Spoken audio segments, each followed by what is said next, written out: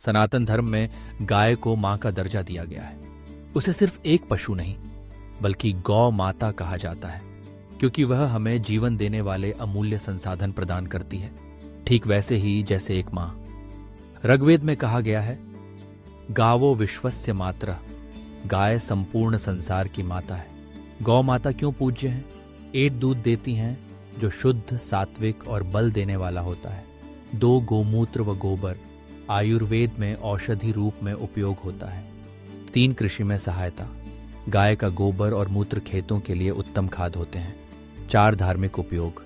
पंचगव्य, दूध, दही, घी, गोमूत्र, गोबर से यज्ञ और पूजा होती है। गौ माता और देवता। सनातन धर्म में कहा गया है कि गाय के शरीर में 33 कोटि देवताओं का वास होता है। इसलिए जब हम गाय की सेवा करते हैं तो हम ईश्वर की सेवा कर रहे होते हैं। भगवान श्री कृष्ण का बचपन गायों के बीच बीता। वो स्वयं गोपाला कहलाए, यानी गायों के रक्षक।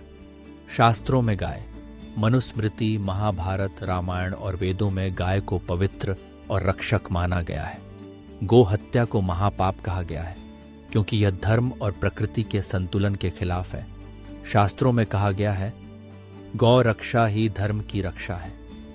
आज की आवश्यकता, आज जब पर्यावरण संकट और बीमारी बढ़ रही है, तो गौ माता फिर से प्राकृतिक संतुलन और आरोग्यता का समाधान बन सकती है। गाय की सेवा केवल एक धार्मिक कार्य नहीं, बल्कि यह संस्कृति, स्वास्थ्य और पर्यावरण की रक्षा का माध्यम भी है। आज की सीख, गाय हमें बिना कुछ मांगे बहुत कुछ देती है। दूध, दही, घी, गोबर, मूत्र और प्रेम। तो क्या हमारा कर्तव्य नहीं कि हम भी उसकी रक्षा करें?